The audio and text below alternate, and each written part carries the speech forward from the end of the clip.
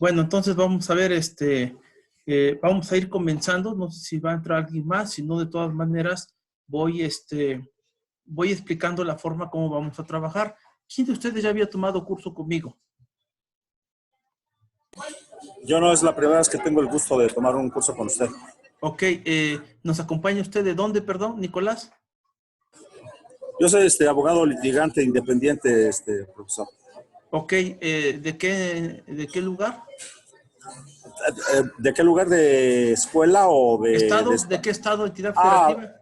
de aquí del Estado de México, de Chalco de Covarrubias. Ah, ok, ok, Chalco. Bien, bien, bien. Gracias. Alfredo, ¿usted de dónde es?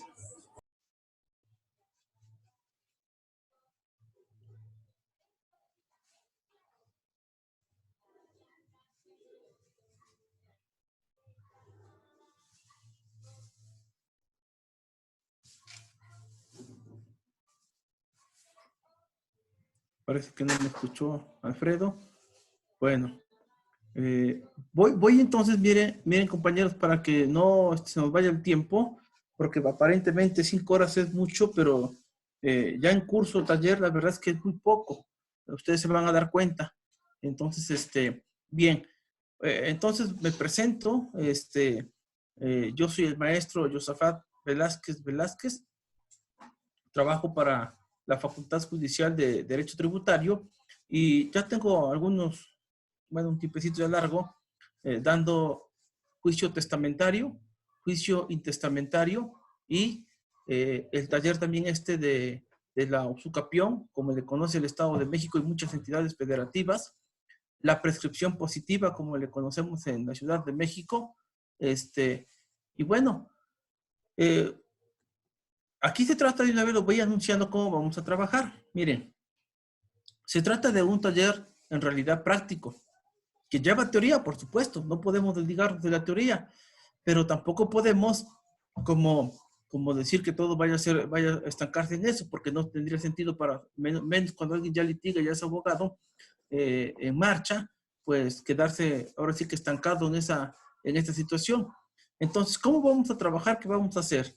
Aquí se trata Perdón, de... soy ¿Perdón? Alfredo López, discúlpeme, no tenía el micrófono, soy de San Luis Ok. Potosí. Ok, ok, Alfredo. ¿Habías tomado algún curso conmigo? No, ninguno. Ok, ok, miren. Entonces, gracias, Alfredo. Yo les digo que se trata de un taller teórico práctico donde podamos de cierta forma, miren, la idea de aquí, yo soy de esta idea, y la sostengo yo, no hablo por los demás, pero yo soy de la idea de que el abogado que litiga o quien imparte cursos a abogados, pues tendría que dar no con un machote de libros, sino con la cuestión práctica. O sea, yo les voy a platicar a grandes rasgos cómo se lleva el juicio perdón, de usucapión de principio a fin. Ajá, todo lo que es el juicio básico. Y claro que el tiempo no me da para agotar varias entidades federativas, pero el modelo es normalmente las entidades federativas en casi todo, pero no 100%, se apegan al modelo del Estado de México o al modelo de la Ciudad de México. Tenemos versiones encontradas ahí, algunas muy diferentes sobre cómo se tramita la cuestión, sobre todo cuando ya se da una sentencia, lo que implica ir a inscribirla. Ajá. A veces la ley es un poco engañosa en la forma como está redactada, pero vamos a ver el alcance de la ley en estos artículos, sobre todo en los controvertidos que necesitamos conocer.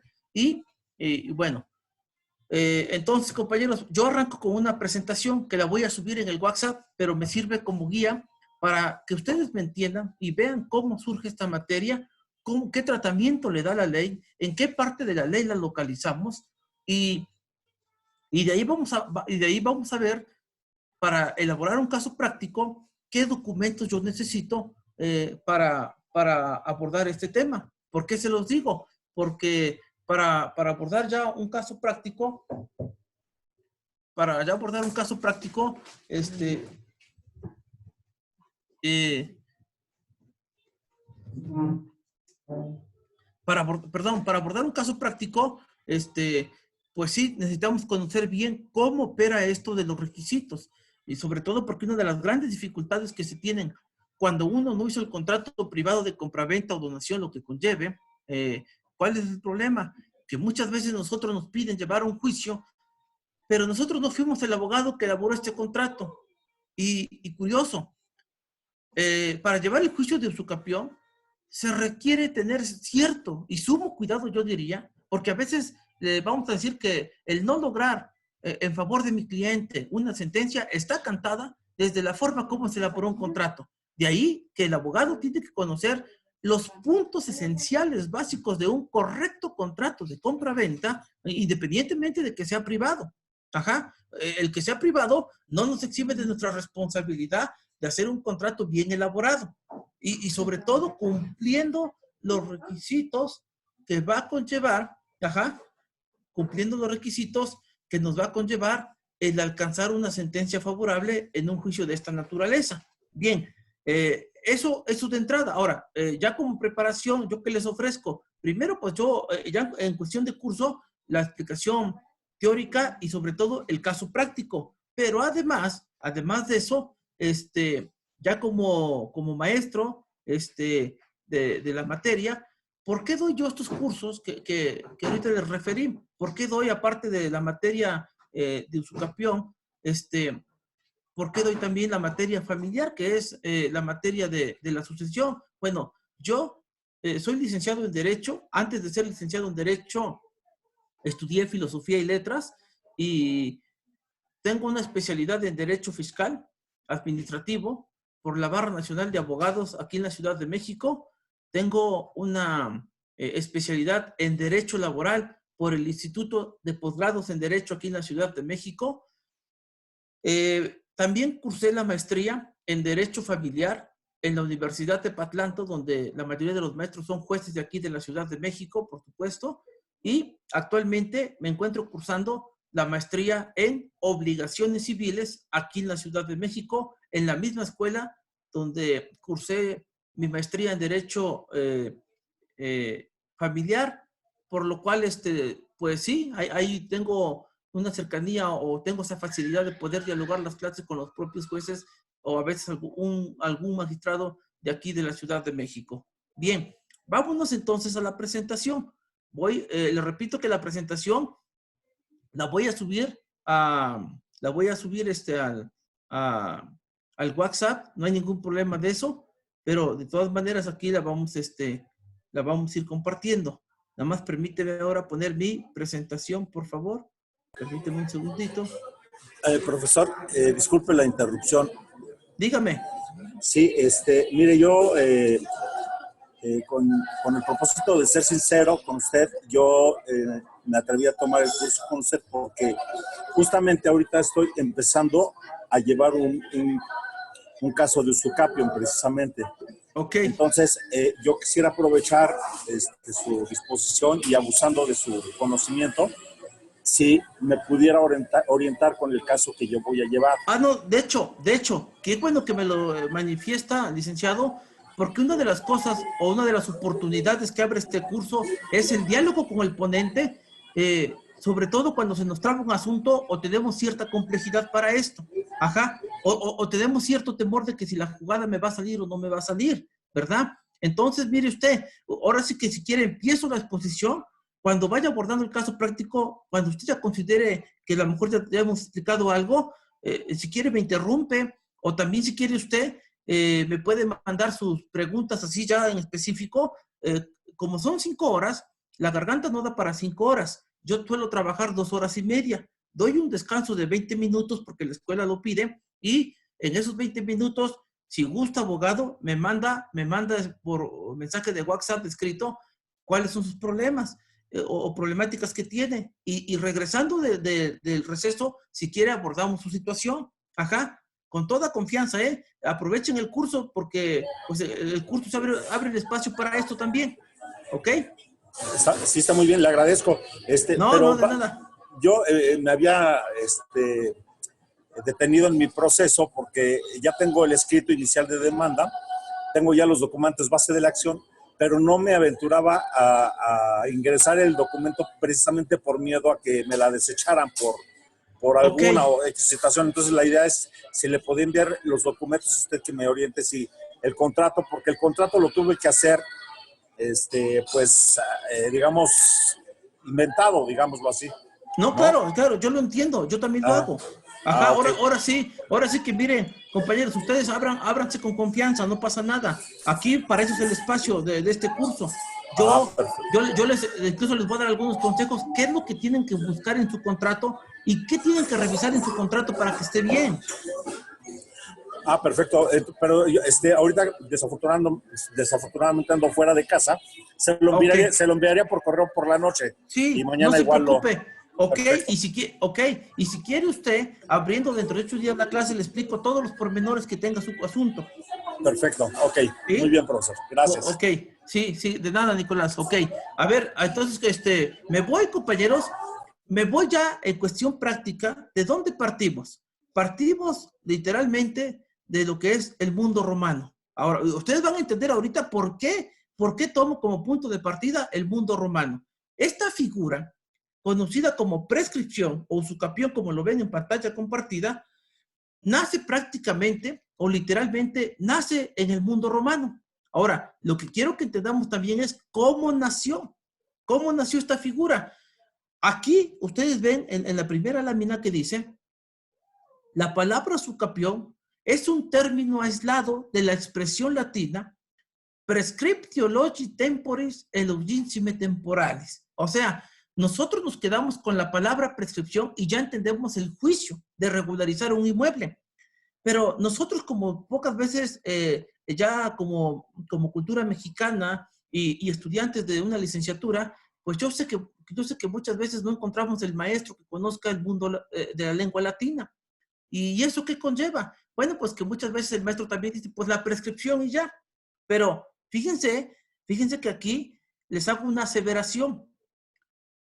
Hay no es el único juicio que nosotros los mexicanos o la cultura mexicana lo abrevió. Por ejemplo, nosotros cuando hablamos, para poner otro ejemplo, la palabra de cuyos.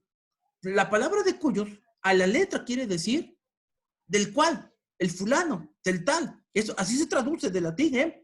Porque cuando nace la persona llamada de cuyos, que es el que muere y deja una herencia, la expresión no nace con una palabra, nace con una frase en latín.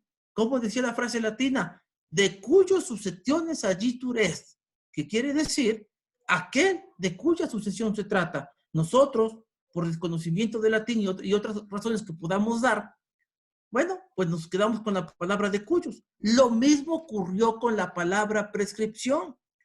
Ajá, la expresión nació con una frase que es prescriptio logi temporis elugisime temporales, que quiere decir que se prescribe por el paso del tiempo largo o por el paso del tiempo demasiado largo o muy largo, porque de hecho isime en latín es el superlativo. Por eso, de ahí, compañeros, desde ahí está anunciada la buena y la mala fe, los 5 y los 10 años que tienen nuestras legislaciones actuales, sin desconocer que algunos estados, sobre todo los estados tradicionales, como por ejemplo Puebla, su ley, por ejemplo, la mala fe la maneja a 20 años, cuando casi todos los estados de la República lo manejan a 5. Y la buena fe que normalmente es a 5, allá es a 10 años. Entonces, vamos a decir que ellos tienen 100% más del tiempo para contar la buena y la mala fe. Bueno, así nació en Roma con esa expresión. Ahora, me interesa que sepamos cómo se definió en Roma esta figura. Miren, ahí les voy a regalar todas las láminas, no se preocupen. En latín se dice, usucapio es adjectio domini per continuación en posesiones temporis leyes definiti, que quiere decir, entre paréntesis, ya está la definición, no se preocupen. Dice, es la adquisición de la propiedad mediante posesión continua durante un plazo fijado por la ley.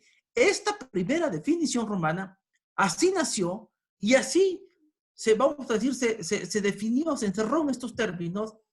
Eso es de entrada es una prescripción o una usucapión. ¿Qué es? Pues que yo, Josafat, maestro Josafat, fui a comprar una casa, o puede ser que me donó una casa a mi tío. Bueno, pero pues fue en un contrato privado. Ajá. No me pierdan de vista esto, que para hablar de este juicio, hablamos de un contrato privado. Porque si fuera ante notario, ya en automático lanzó la escritura. Ya no habría necesidad de un curso de estos. Sin embargo, fíjense bien que a veces decimos, es que no tenemos cultura, es que la gente no tiene cultura jurídica y por eso compran contratos privados. No, fíjense que no. Los romanos también tuvieron esa situación. Tan la tuvieron que ellos fueron los que crearon la figura para hacer justicia a las personas que solo contaban con una especie de contrato privado como el que tenemos hoy. Quizás menos desarrollado, al modo de su época, pero así nació. Entonces, de ahí, compañeros, que es la adquisición de la propiedad. O en otras palabras, es que yo pase de ser un simple sujeto con un contrato privado o de donación, lo que conlleve, y que me constituya a ser propietario. ¿Qué se requiere? Según la definición romana, tener la posesión continua. Fíjense qué importante es eso. Ajá, tener la posesión.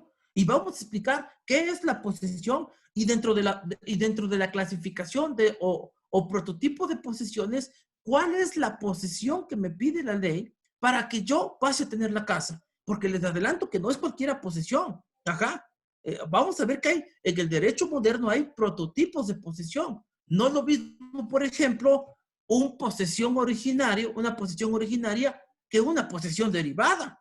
Pero de eso voy a hablar adelante. Lo estoy adelantando solamente. Y luego, esta posesión debe ser continua. Fíjense que el tiempo que yo tengo dando estos cursos, a veces los abogados se inquietan y me dicen, maestro, pero ¿cómo sé que es continua? O sea, ¿qué tengo que reunir como requisitos para que mi posesión sea continua? Y hay quienes dicen, maestro, ¿y cómo le hago si yo compro un terreno en tal lugar, por ejemplo, en Texcoco, Estado de México, y nada más voy cada 2 meses a regar los arbolitos, o cada mes y medio, a ver que nadie invada mi terreno, pero no estoy allá? Y usted me dice que es posesión continua. Vamos a ver que no podemos tomarnos a la literalidad lo continuo como yo estar ahí de manera permanente. Es lógico que no es así. Lo que se pide es una continuidad jurídica. Y vamos aquí a explicar en el curso cómo garantizo y cómo le demuestro al juez que sí tengo la posesión continua, aunque yo no esté físicamente viviendo ahí. Lo voy a explicar. Ahora, dice, durante un plazo, dice la definición, fijado por la ley. ¿Por qué, compañeros? Porque no solamente es que tenga la posesión, sino que la ley me reclama, me requiere un tiempo determinado. En Roma había un tiempo muy, muy cortito. Hoy nosotros, lo normal son, lo más conocido son la buena y la mala fe de 5 y 10 años. Eso es lo más conocido. Bien, ¿qué sigue con esto de la presentación? Vamos avanzando a la siguiente lámina. Quiero en esta lámina que me entiendan bien, estimados abogados, cuál fue la razón, lo que ocasionó, la causa de que naciera esta figura. Y me detengo en esta parte que para mí es muy trascendente por el siguiente motivo o causa. Resulta que la razón por la que nace la figura en Roma es la mismita razón por la que existe este juicio hoy. Bien dice por ahí uno de los mejores magistrados que yo he escuchado en clases aquí en la Ciudad de México, dice, hay cosas del derecho romano que están intocadas. Y eso es cierto. Y la razón de por qué nace la usucapión en Roma está intocada en nuestro derecho moderno. Miren, vamos a explicar. Dice aquí la presentación. Toda vez que la propiedad podía ser bonitaria e adquiritaria, era frecuente el reclamo de su nulidad por los vacíos existentes, claro, vacíos en la ley. Así como la usucapión surge como una respuesta necesaria para que tras el paso del tiempo no se hicieran reclamos innecesarios. A ver, voy a explicar esto, la expresión latina que dice ahí, que en Roma la propiedad podía ser bonitaria o quiritaria. ¿Qué es una propiedad bonitaria en latín? ¿Qué es eso en Roma? Compañeros, los romanos eran muy celosos de las cosas que estaban en el suelo de Roma, en la ciudad romana. Ustedes saben que Roma era una ciudad pequeña, pero era un imperio grande. El imperio se componía de la ciudad romana, o las civiles, o las civitas, como se pronuncia en latín, CISC, y ya fuera de la ciudad romana, lo que era, por ejemplo, el norte de África, las islas de Chipre, Rodas, Cartago, en el norte de África, el Próximo Oriente, que fue la tierra de Jesús, que también estuvo bajo el dominio de Roma, hacia arriba las Galias, Hispania, la península hispánica, bueno, todo eso, Roma creó dos derechos. El derecho que se aplica a los de casa y el derecho que se aplica a los que están dentro de mi imperio, pero que de origen son conquistados. De ahí nació lo que se conoció ya en Roma como el jus civiles, el derecho de los ciudadanos, y el jus gentium, el derecho de los gentiles o extranjeros.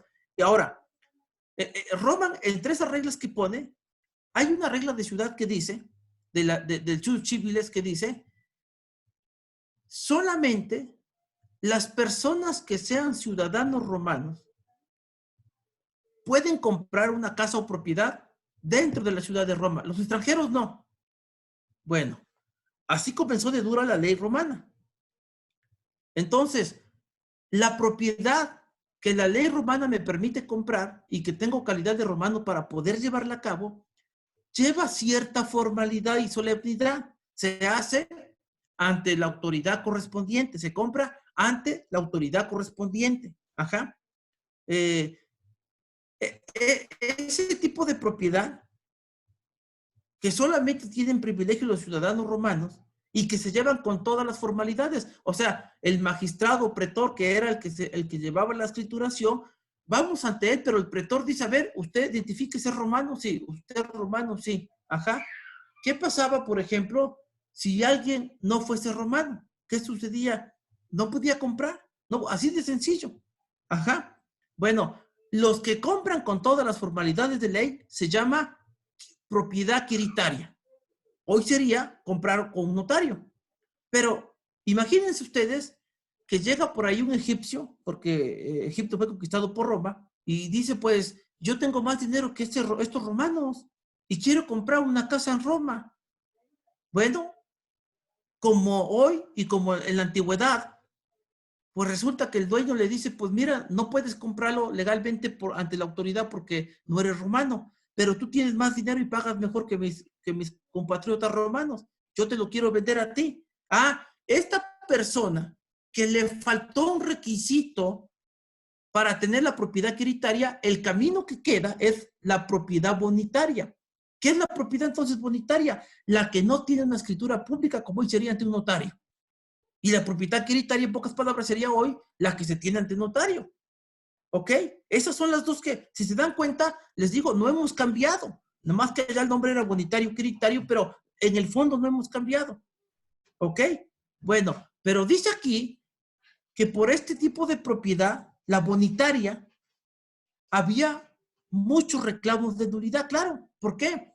Porque el señor que vendió en Roma, llamado Julio César, le vendió a un egipcio. Resulta que cuando Julio César muere, sus hijos vienen a abrir la sucesión del papá.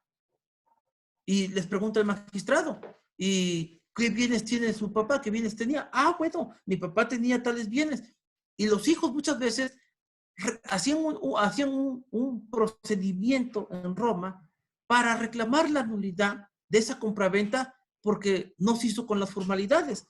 Ante ese reclamo y que los propios gobernantes de Roma se dieron cuenta que a mucha gente que de verdad había comprado, tarde o temprano se le quitaban los bienes porque no tuvo la posibilidad de ir a tener la propiedad quiritaria, esa crisis, ese fenómeno social, lo resolvió el derecho romano creando la posesión bonitaria. Ajá. O sea, la posesión bonitaria, para que me entiendan, es tu contrato privado. Así es de sencillo. Ajá. Por eso ven cómo dice, así la usucapión surge como una respuesta necesaria para que tras el paso del tiempo no se hicieran reclamos innecesarios. ¿Qué reclamos eran? Los de la nulidad, la acción de nulidad, que hoy existe también acción de nulidad en nuestro derecho civil moderno. Ok, de aquí, compañeros, estimados abogados, brincamos a la definición actual. Claro, compañeros, que hay muchos doctrinarios que dan buenas definiciones. No nos da tiempo de meternos a muchas, pero nos quedamos con esto que dice el maestro Vaqueiro Rojas, que dice, es el medio de adquirir bienes o liberarse de obligaciones por el transcurso del tiempo, en las condiciones fijadas por la ley. Esta ya es la definición moderna. Ahora, vamos a desglosar brevemente esta definición para que vean su alcance. Lo primero que dice el maestro Vaquero es que estamos hablando de que primero es un medio, o sea, es un juicio que sirve como medio para adquirir bienes, posibilidad A, que se llama la prescripción positiva o usucapión. Pero también existe, dice, o liberarse de obligaciones. ¿Ah? Porque ustedes saben que por el transcurso del tiempo nos liberamos de obligaciones. Por eso te dicen, ya prescribió, ya trae usted término, y si no lo hizo dentro del término, usted ya terminó su situación. Así, si a alguien le prestan dinero, dependiendo si es acción civil o mercantil, pues te tendrán los correspondientes 5 o 10 años. Y si yo no reclamé en 5 o 10 años, pues ya mi deudor ya se liberó de mí. De repente compramos la casa con el banco o quedó hipotecada, pero pues mira, llevan 20 años y sí, o sea, no se liberó la hipoteca, pero pues ahí voy al registro de la propiedad o con el nombre que tenga en cada estado y resulta que sigue diciendo que está hipotecada cuando, pues por transcurrir determinado tiempo, yo puedo ya liberar de la hipoteca, ya independientemente de que haya pagado o no haya pagado. Esto ya quedó como punto y aparte. Los derechos a exigir la obligación precluye por el paso del tiempo. Entonces, de ahí, tengan bien en cuenta que nuestras leyes modernas manejan la prescripción adquisitiva, que es quedarme un bien, y la liberatoria, que es me libera de obligaciones que no cumplí, siempre y cuando ya haya pasado el tiempo que la ley me da para que me exijan el cumplimiento, porque si estoy dentro del tiempo, pues me van a seguir cobrando, ¿ok? Por eso es por el transcurso del tiempo. Y con rojo propósito les puse, esto es importantísimo entenderlo, en las condiciones fijadas por la ley. Maestro, ¿cuáles son esas condiciones que yo debo fijarme? Y esas condiciones que les estoy diciendo, las tenemos que vislumbrar con toda claridad en nuestro contrato privado de compraventa. No es el único, ¿eh?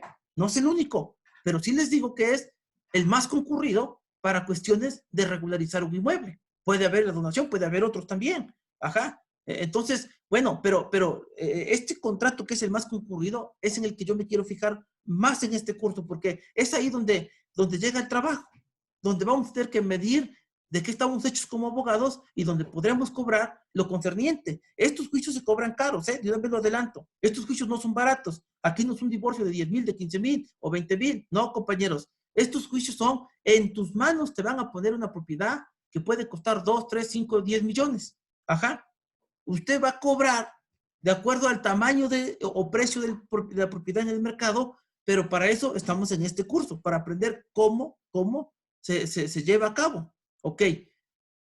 Lo que desglosé de cierta forma en la explicación de la lámina anterior, ahora lo encuentran aquí ya desarrollado en nota. Tipos de prescripción o usucapión. Inciso A, liberatoria, también conocida como negativa o como pasiva, según la legislación de la entidad de la República Mexicana de la que estemos hablando. Y dice la definición, es la extinción de la obligación por la inactividad del acreedor durante el tiempo fijado por la ley, la que te libera. Maestro, pero no se supone que su curso es de usucapión, de liberación positiva, adquisitiva, de cuando adquirimos bien. Sí, ese es el inciso que sigue. Aunque los dos dicen inciso A y A, lógico que el segundo era el B. La adquisitiva es, o positiva, o usucapión también conocida, cuando la posesión se transforma en un derecho real por el paso del tiempo. Ajá. Ahora bien, pero yo sí necesito decirles desde este momento y alertarlos de que para llevar concretamente un juicio de estos, el abogado que quiera conocer esto tiene que saber llevar los dos tipos de prescripción. Ajá. La positiva con la que te vas a quedar con la casa y la liberatoria. ¿Y esa por qué? Porque miren, estimados abogados, Hay ocasiones donde las personas compraron una casa o se las donaron. Pero esas personas de repente vivieron ahí 5, 10, 15, 20 años. Y aquí en la Ciudad de México se da mucho esto, que a veces no pagaban predial. Ajá. Y cuando a mí me dan el juicio como abogado, lo voy a llevar, pero cuando el juez ordene inscribir la sentencia ante la autoridad correspondiente, aquí en la Ciudad de México, la Secretaría de Finanzas, la que corresponde en cada entidad de la República Mexicana o en cada municipio, entonces resulta que nosotros en la práctica los abogados decimos, bueno, la autoridad tiene 5 años en casi toda la República para exigirme el pago predial. Bueno, eso lo dice la ley, pero no quiere decir que en automático porque la ley lo diga, eso ya es una sentencia de juez o ya es un pronunciamiento de autoridad correspondiente facultada para que ya no me cobre. No, nomás la ley lo dice. Pero ahora nosotros los abogados, cuando ganamos el asunto, tenemos que hacer realidad que mi cliente que debe 20 años de pago predial, pues nada más le cobren 5. ¿Y eso cómo lo hago? Con una prescripción, ¿qué? Liberatoria, negativa o pasiva. Ajá. O sea, para que me entiendan, voy a poner el ejemplo de lo que sucede aquí en la Ciudad de México. El juez dice, ok, causa ejecutoria su sentencia, inscríbase, se le ordena al registro de la propiedad que lo inscriba en el libro correspondiente o haga la nota correspondiente. Ok. La autoridad que va a inscribir me dice, tráigame constancia de no adeudo o pago por 5 años de su predial. Y ahí viene el pero, porque qué bueno que ya gané la sentencia, pero pues debemos 20 años de predial. Y si voy a la autoridad que le pago el predial, ella no va a decir que le debo 5 años. Ella me va a decir, a ver, licenciado, ¿cómo le voy a dar una constancia de no adeudo si deben 20 años de predial? Ok, ¿cómo se hace eso para pagar y que no me cobren más? Bueno, compañeros, para eso existen las procuradurías fiscales locales. Para eso hay que aprender a hacer un escrito. ¿Cómo se hace? Yo espero que en este curso, dentro de 8 días, cuando cierro el curso y les enseñe yo cómo son los requisitos para ir a inscribir la sentencia ante un juzgado, pues ese mismo día, si tienen dudas, ese día les pongo el escrito que yo hago para la Ciudad de México para que la autoridad no me puede cobrar más de 5 años y no los 20. Ajá. Bueno, vamos con la siguiente lámina. Les puedo decir, compañeros, bueno, ya ubicándonos en nuestra legislación, al menos aquí en la Ciudad de México, tenemos 4 libros correspondientes, 4 libros del Código Sustantivo. Los códigos varían porque hay muchos códigos que siguen la formalidad del DF, que van del 1, 2, 3 hasta el 3,000 y tantos. Pero hay otros que siguen la modalidad del Estado de México, que van por libros. Libro 1, libro 2, libro 3, y va 1.1, 1.2, 1.3. Cuando termine el libro 1, viene el 2.1, 2.2. Bueno, aquí en la Ciudad de México, como nosotros solamente tenemos 4 libros, pero la enumeración va en forma ascendente, sin cortarse, prácticamente el juicio de Usucapión lo tenemos en nuestro libro segundo. Ajá, libro segundo de la materia sustantiva. Y en específico en el artículo 1135 me dice la definición. Ustedes saben que hay ciertas instituciones que la ley define y hay otras que la ley no define. Bueno, las que la ley sí define, esas son pocas, pero una de ellas es la prescripción. Y lo encontramos con fundamento en el 1135, que es un modo de adquirir bienes o liberarse de obligaciones mediante el transcurso del tiempo y bajo las condiciones fijadas por la ley. Sigo insistiendo en que necesitamos en este curso tener toda la claridad de cuál demonios son esas condiciones fijadas por la ley que yo debo observar, contener en mi escrito y en mi demanda para que se vaya de cochecito, para que no me ponga peros el juez y me dé una sentencia favorable a mi cliente. Ajá. Bueno, ahora, seguimos en este tenor de los hechos o en este tenor de la presentación. Fíjense bien. Bueno, como yo les dije que aquí está ubicado en el libro segundo, les estoy poniendo en este momento ¿Dónde en específico y de qué artículo a qué artículo lo ubico? Dice acá, libro segundo, título séptimo, se llama de la prescripción, tiene 6 capítulos ese título, y del artículo 1135 al 1180 es todo lo que hay de prescripción. También quiero que noten desde aquí, estimados abogados, que si se dan cuenta los artículos no son muchísimos, o sea, no llegamos a 50 artículos, tenemos menos de 50. Y si vamos al Estado de México, pues, tenemos creo que menos de 30, ¿eh? Entonces, no son muchos, pero aun cuando no son muchos, este juicio es un poco delicado porque nos sitúa ¿en dónde? En la materia civil. Y de una vez, desde aquí les digo, compañeros, la materia civil, y eso tómenlo en cuenta, porque lo voy a decir al menos, a lo mejor alguien que tenga otro estado tenga regulado de otro modo esto, pero fíjense los que somos del Estado de México y del DF. Fíjense qué es lo que nos ocurre.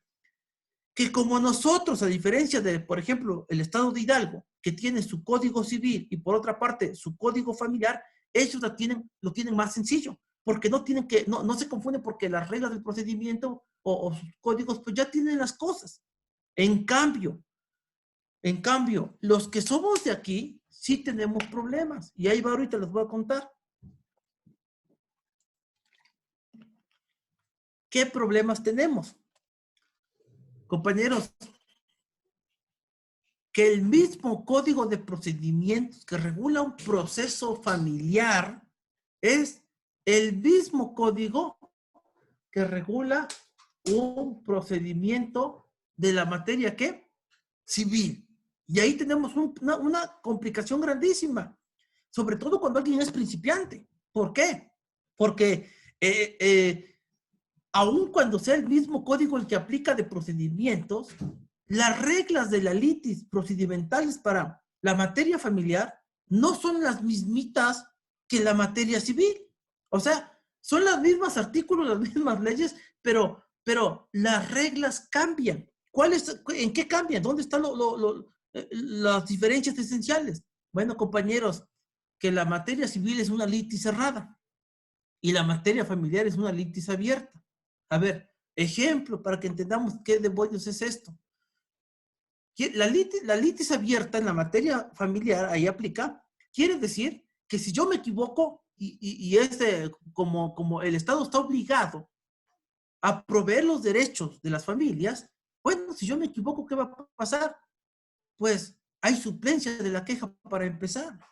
Y además, por ejemplo, yo cuando llevo juicios sucesorios, le digo al juez que yo voy a presentar a 2 personas para la audiencia testimonial aquí en la Ciudad de México. Ahora, puede ser que yo mi juicio, si es materia familiar, yo puse que el testigo de materia sucesoria va a ser Juan Pérez Pérez y su esposa Juanita Hernández Hernández. Ellos son los testigos en materia familiar. ¿Qué sucede en materia familiar si mañana es mi audiencia y ahorita dentro de una hora me llama Juan Pérez Pérez y dice, oiga, licenciado Josafá, pues para comunicarle me da pena, pero para comunicarle que no podré asistir el día de mañana? ¿Qué hago si es materia familiar? Tranquilo, materia familiar. Yo busco otro testigo de hoy a mañana, cambio el testigo y eso no me demerita la posibilidad de ganar el juicio. No me quita mis derechos. Ajá. ¿Por qué? Porque es una litis abierta. En cambio, la materia civil es una litis cerrada. ¿Qué quiere decir? Para empezar las pruebas, aunque no las presento, las tengo que anunciar desde mi escrito inicial de usucapión. Y si voy a presentar testigos, desde ahí tengo que anunciar que hay 2 testigos y que se llaman así y asá. No puedo no decir los nombres. Pero si cuando llegue la época de ofrecimiento probatorio y el juzgado diga, que ofrezca las pruebas correspondientes, si en esas fechas resulta que un testigo, como decimos en México, se rajó, se echó para atrás, yo no puedo variarlo. Ojo con lo que estoy diciendo, ¿eh? Si yo voy a variar un testigo, créanme, compañeros, que no ganamos el juicio. No se puede hacer eso. Es una litis cerrada. Entonces, por eso quiero que desde el principio tengan bien en cuenta que yo no me puedo equivocar en la materia civil. En la materia familiar, pues sí me equivoco. En la materia familiar, hoy mañana es la audiencia de testigos y no llegaron. ¿Qué pasa? ¿Ya perdí mis derechos? No. En materia familiar, sucesoria, el juez único que va a decir, bueno, pues no vinieron, no sabemos por qué, ni se presentaron a explicar. Entonces, podamos, póngale secretaria que le damos fecha para el 30 de abril. Ah, bueno, pues lo único que pasó es que te dieron nueva fecha. Ajá, pero en la materia civil no existe nueva fecha si no llegaste. No llegaste, adiós derecho. Eso entonces ténganlo muy en cuenta para que entendamos todo lo que va a continuar de este asunto. Ajá, ahora bien, yo aquí también, porque supongo que esto lo pretendemos llevar a cuestión práctica como una especie de taller, aparte de que voy a subir escritos en un momento o después del receso. Bueno, ¿cuáles son las preguntas o las preguntas que muchas veces inquietan a nuestros clientes cuando vienen a los despachos? O del abogado que va empezando. Ajá, miren, preguntas como estas es ¿a qué objetos, o sea, me refiero a qué cosas se les aplica la usucapión? Casi todos nos vamos con la formalidad o nos vamos como con la idea de que se prescribe la casa, el terreno, el departamento. Pero fíjense que esto es mucho más amplio, porque nuestra legislación nos dice que también se prescriben las cosas muebles, no solamente los inmuebles. Eso también la ley lo dice. ¿Qué otra cosa? ¿A qué cosas más les voy a aplicar esto de la usucapión? ¿A qué cosas? ¿Al mundo agrario puedo? ¿Qué creen, compañeros? El mundo agrario también tiene usucapión. Nada más que ese tiene su propia ley, su propia autoridad, que es el Tribunal Unitario Agrario. Ajá.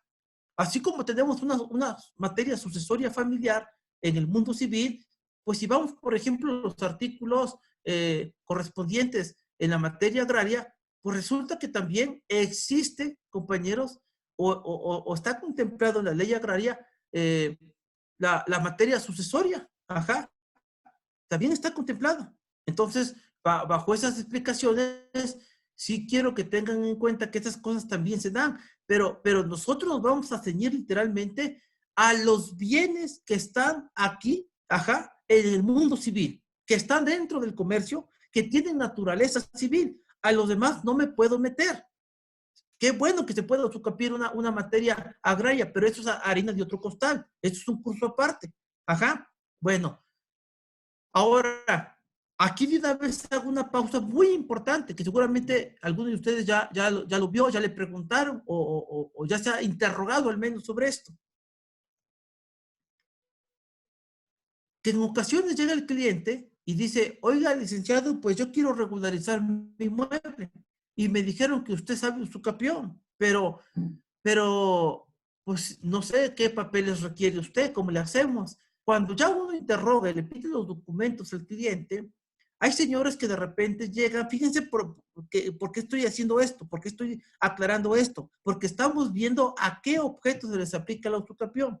Viene el señor y me dice esto, oiga, licenciado, pues fíjate que yo, pues le compré al señor Andrés Hernández. Bueno, al señor Ignacio Hernández. Yo le compré al señor Ignacio Hernández. Ajá. Y normalmente, como el curso dice, parece que el contrato privado se puede regularizar el bien llevándolo a su capión. Pero la pregunta es, ¿todo contrato privado de compraventa se puede llevar a su capión? Y la respuesta es no. Entonces, ¿a qué objetos sí? ¿A cuáles sí? ¿Y por qué a otros no? Porque hay requisito legal que me dice, y esto no lo pierdan de vista, si el señor Ignacio Hernández viene a decir que, el cliente viene a decir que el señor Ignacio Hernández le vendió a él, compañeros, tengo que cerciorarme que ese terreno, ese departamento, esa casa, tiene un registro en la dependencia que corresponda. Aquí en la Ciudad de México, el Registro Público de la Propiedad y del Comercio, en el Estado de México, el Instituto de la Función Registral y el que corresponde en cada entidad federativa. Entonces, no a cualquier terreno se aplica usucapión, sino solamente a aquellos que ya están debidamente inscritos en el Registro Público de la Propiedad. A ellos sí. De entrada, de hecho casi son, vamos a decir que casi todos los terrenos que se van a usucapiar son esos. Ajá. Puede haber otros que también se van a usucapiar. Ajá. Los que hayan logrado una inmatriculación judicial o administrativa. Ahorita voy a explicar eso a continuación, sobre todo porque nos acompaña del Estado de México. Ajá. Y ahorita van a ver cómo opera eso. A ver, compañeros, supongamos que retomo el ejemplo, que viene el cliente y me dice, le compré al señor Ignacio Hernández. Ignacio Hernández efectivamente hizo un contrato privado donde dice, le vende a Juan Pérez Pérez. Y Juan Pérez Pérez vino a contratarme al despacho. Pero cuando yo le pido los documentos, fíjense bien, Juanito Pérez Pérez me presenta su contrato y el contrato dice, vendedor, Ignacio Hernández. ¿Ok? Le pregunto al señor, oiga, y el señor Nachito que le vendió a usted, don Nacho le dijo a usted que si tenía escritura o algo así. No, pues yo que sepa, toda la zona donde yo vivo, o casi toda la zona, no hay registro ante el IFRE, porque esto pasa mucho en el Estado de México. No hay registro. Por ejemplo, los que son de la zona, aquí lo que es Nesa, pasando el estadio, pasando las vías hacia el Cerro de San Lorenzo, pues todo eso está irregular. Los que van regularizando, pues van obteniendo escritura, pero ahí hay un montón de trabajo para la usucapión. Ahí sí hay, pero un montón de trabajo para usucapiar. Ese terreno que no tiene escritura, maestro, entonces por fin lo puedo regularizar o no por usucapión. Les digo sí y no. No en el sentido de que todavía no está inscrito. Sí en el sentido de que sí lo puede usted regularizar, pero ahí va a llevar 2 juicios. Que el primer juicio que va a llevar usted va a ser la inmatriculación. Ajá.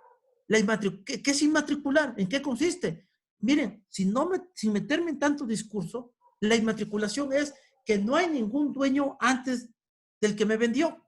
O de mí si yo lo tengo. Pero no solamente no hay ningún dueño. Tengo que mostrar constancia de no afectación al pueblo, a la comunidad, al registro, a la sociedad. O sea, ¿qué quiere decir eso? Que si el terreno no está escrito, pero no tiene un dueño, y claro, cuidar que ese terreno no vaya a estar en suelo ecológico, no vaya a estar no vaya a tener calidad ejidal o cosas así, porque esos no se podrían. Esos de plano no se podrían. Ajá.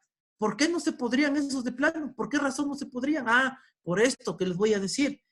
Porque la ley me dice en un artículo expreso que vamos a ver adelante que yo tengo que promover la usucapión contra el que aparece como titular en el Registro Público de la Propiedad. Luego, si no aparece ningún titular, ¿qué voy a hacer entonces? Si no aparece un titular, lo que voy a hacer es, primero a regularizar la inmatriculación. La inmatriculación judicial, en palabras simples y llanas, es que yo le demostré al juez, si lo llevé a vía judicial, que yo me ostento como dueño y que no hay otra persona que me esté haciendo guerra o que diga que él es dueño también. Ajá. Nada más que esa inmatriculación siempre va a dejar a salvo derechos. ¿Qué quiere decir? Que aun cuando el juez me diga, no, pues si usted me demostró, si 10 años después, 5 años después, sale alguien que dice, no, yo demuestro que yo era la verdadera persona con derechos, bueno, puede reclamar sus derechos. Esa sería la única, vamos a decir, dificultad o posibilidad rara que se da. Pero fuera de eso, compañeros, no sé si tienen alguna duda. ¿Les queda claro que solamente los que están ya registrados ante el registro de la propiedad? Ajá. Y que si un terreno no tiene antecedente registral, también lo puedo llevar a usucapión, pero primero tengo que pasar por la inmatriculación judicial. Y como le estaba diciendo que en el Estado de México hay muchos, el Estado de México tan complicada está la situación de terrenos irregulares que hace algunos años el gobierno de la Ciudad del Estado de México creó el famoso IMEVIS. Ajá. O sea, creó una institución que lo puso para ayudar al ciudadano a que sin necesidad de ir a un trámite judicial pueda hacer la inmatriculación. Se llama inmatriculación administrativa. Y también tienen usucapión administrativa ahí. Ajá. Pero por ejemplo, eso allá, porque en el DF no. En el DF nuestra inmatriculación en la Ciudad de México y en muchos estados es netamente judicial. Ok. Hasta aquí pregunto, compañeros, ¿hay alguna duda hasta aquí?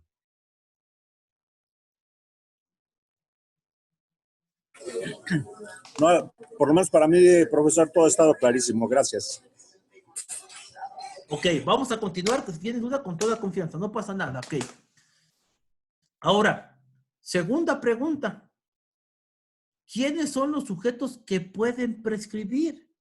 Porque ahorita voy a contar, bien, yo no me estoy yendo por teoría, estoy explicando esto con las cuestiones que me han pasado en mi vida como abogado y que he visto y que me han consultado y me doy cuenta que estas cosas pasan mucho. A ver, compañeros, ¿quiénes son los sujetos que sí pueden prescribir? Compañeros, aquí hay de todo en la viña del Señor.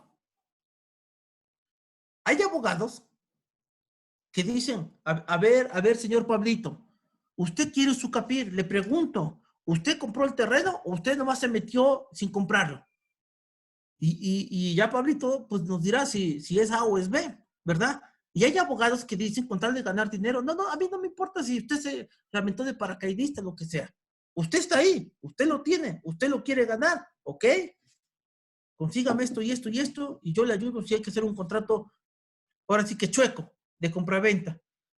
Yo veo cómo le hago. Es más, me he encontrado con casos todavía mucho más raros como este que voy a contar. Fíjense, la señora tenía una casa grande aquí en la Ciudad de México, al menos terreno grande, que a lo mejor en un tiempo, hace muchísimo año o años, ese terreno pues no tenía un valor económico así grande. Pero ¿qué sucede? Pasó el tiempo y cuando se creció la urbe, creció la ciudad, pues quedó atrapado ese terreno en una zona, pues vamos a decir que en cierto sentido, con un precio ya muy elevado pues de metro cuadrado de terreno. Muere la señora y fíjense de qué tamaño son los atrevimientos a veces de las personas y también de los abogados que lo consienten, ¿eh? Resulta que muere su mamá y este señor tiene una hermana y la hermana, pues no se llevan, no se quieren. Y la hermana dice, mira, haz lo que quieras, yo ya tengo mi pareja y mi pareja tiene casa y yo no me interesan los bienes de mamá, haz lo que quieras. Bueno, ¿qué le costaba a este señor decirle al abogado, oiga, abogado, pues ya murió mi mamá, hay que abrir la sucesión, me toca media casa, eso no era lo justo. Pero ¿qué hizo la ambición humana? Que el señor dice, oiga, abogado, y no hay una forma aquí como aquí que usted conozca, como que sí se pueda por aquí, por fuera del agua, aquí para que yo me quede como dueño. Y el abogado, pues le vendió la idea de que sí, de que podía ser un usucapión inventando un contrato privado. Pero como era su mamá, ¿qué hizo? Dice, claro, compañeros, como la casa estaba registrada en el registro de la propiedad, tenía que demandar a su mamá a fuerza. Pero ¿qué hizo? Dice, yo espero que el juez no pregunte cuando diga, ay, ¿por qué tu apellido se parece al de la señora? Pues, pues coincidencia, dijo el abogado, porque pues no somos nada. Ajá. Pues yo ni conozco a la señora más que como vendedora, a mí me vendió y se acabó. Entonces el propio hijo demanda, sin decirle al juez la verdad, demanda en usucapión la propiedad y efectivamente lo logró, ¿eh? O sea, sin contarles tanto de esto, lo que quiero es que vean que se dan traquimañas de este tamaño, maquinaciones de este tamaño. Pero, ojo, yo no lo estoy contando porque lo puedan hacer, sino le estoy contando porque ustedes que toman este curso, como yo ya vi las consecuencias terribles en las que se meten, se las voy a contar. Ajá. Y ya ustedes saben qué hacen con su carrera. Miren, ¿qué resultó de aquí? Que el señor, que incluso es un profesionista de dinero, ¿eh? O sea, no es una persona que lo hizo por necesidad. No, tenía lana y todo. Ok. Dice, bueno, pues según el artículo tal, dice que yo no estoy obligado a conocer dónde vive mi vendedor y lo ignoro, por lo cual pido ser notificado por edictos.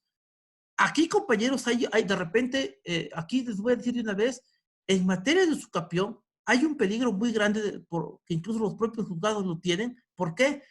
Porque los jueces normalmente, cuando les decimos no sé dónde vive el dueño, ¿qué hacen? Pues se van a los edictos, pero no investigan en el registro público, el registro civil, no le giran un oficio al registro civil, oiga, infórmeme si ya murió tal persona, no lo hacen. Y entonces este señor se quedó con la casa. ¿Qué hizo? Pues ya es mía, la voy a bardear, voy a poner accesorias, voy a sacar permisos para accesorias, y renta, y gana bien. Lo que no se esperaba el señor es que su hermana, con la que trae una enemistad a muerte, tuvo una niña, y que un día esa niña iba a crecer, iba a ser estudiante, iba a titularse como abogada en Derecho. Y entonces la propia sobrina, por cuestión de suerte, lo que sea, entró a trabajar a un juzgado. Y le cuenta a la juez, fíjese que mi tío hizo esto y esto.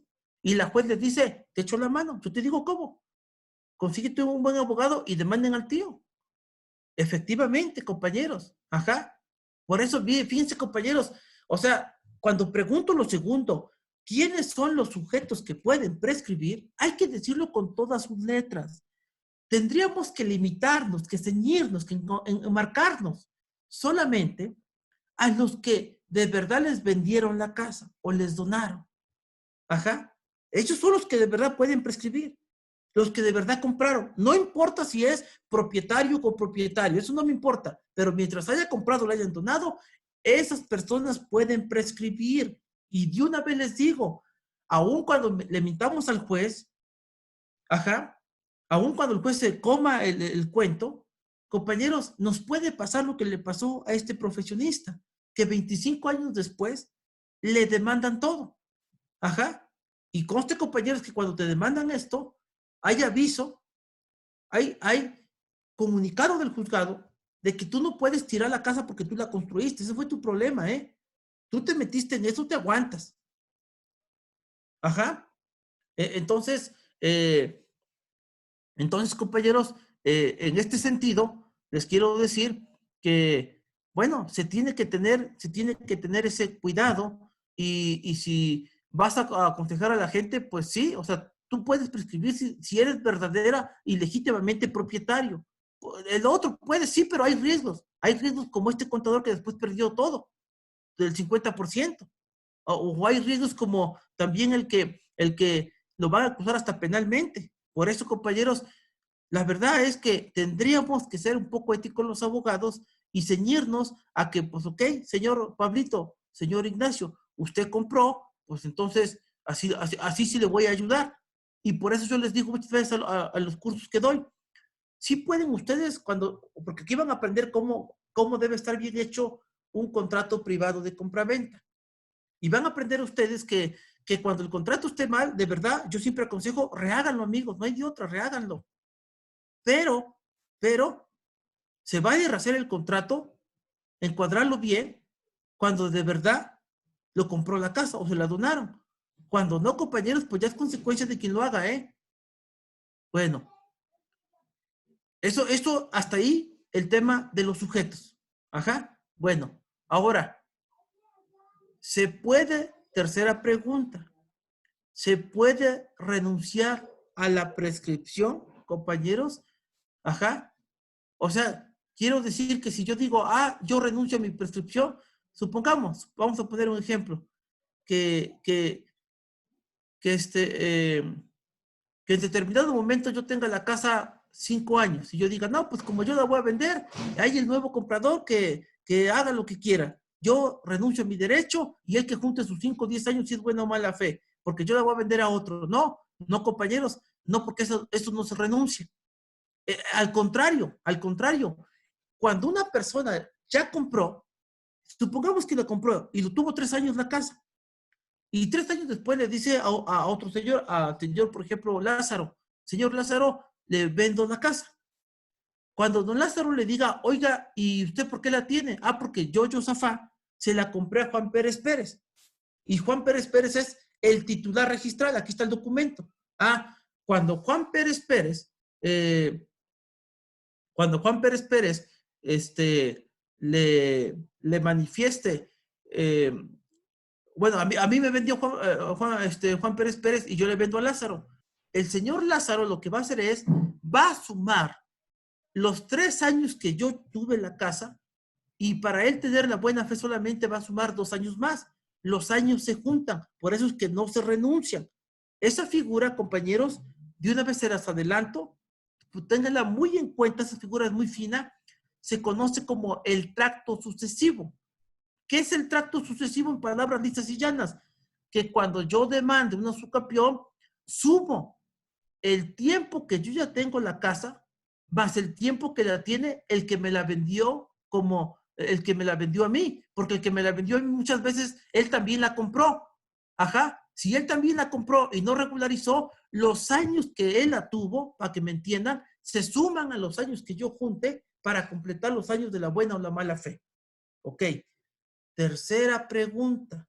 Ajá, ¿procede la usucapión en la copropiedad? Sí, la respuesta es sí. Y de hecho, aquí en la Ciudad de México hay muchos casos así.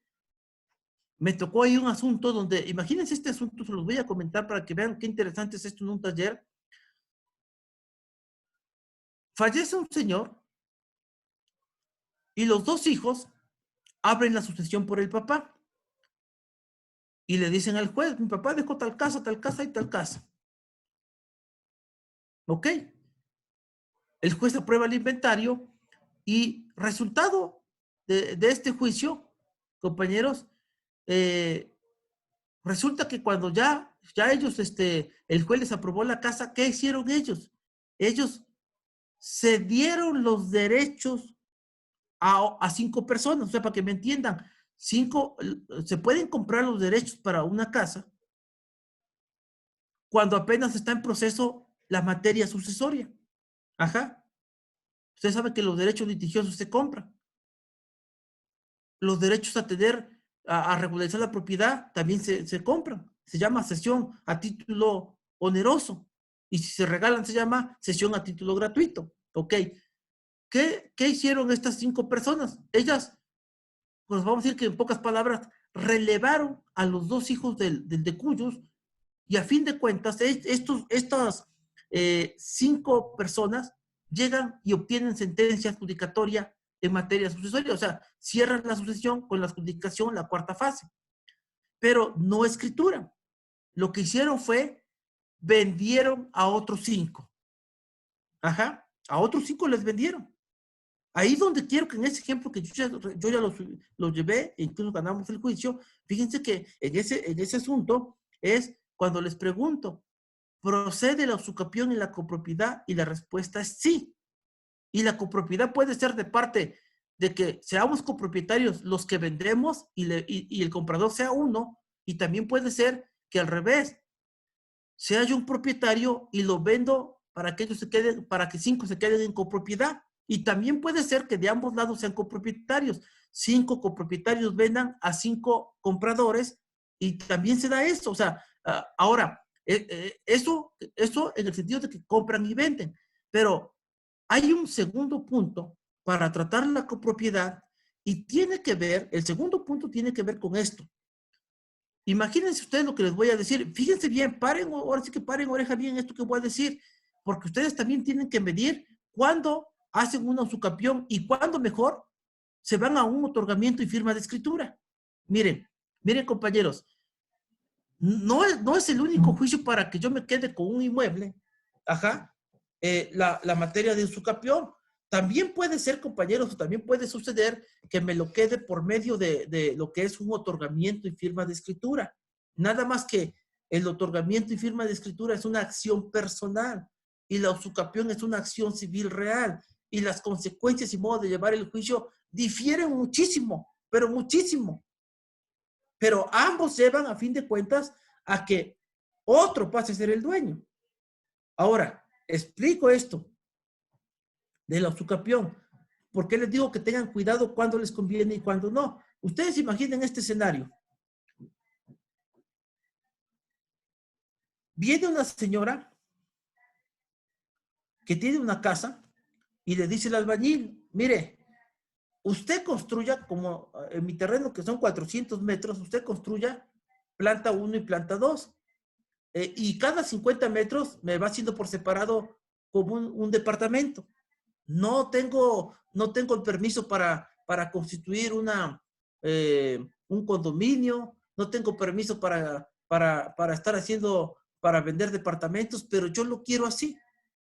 Y yo no le estoy haciendo daño a nadie y tampoco estoy haciendo algo indebido. Bueno, el albañil construye 5 departamentos abajo y 5 arriba, dejando un patio o estacionamiento.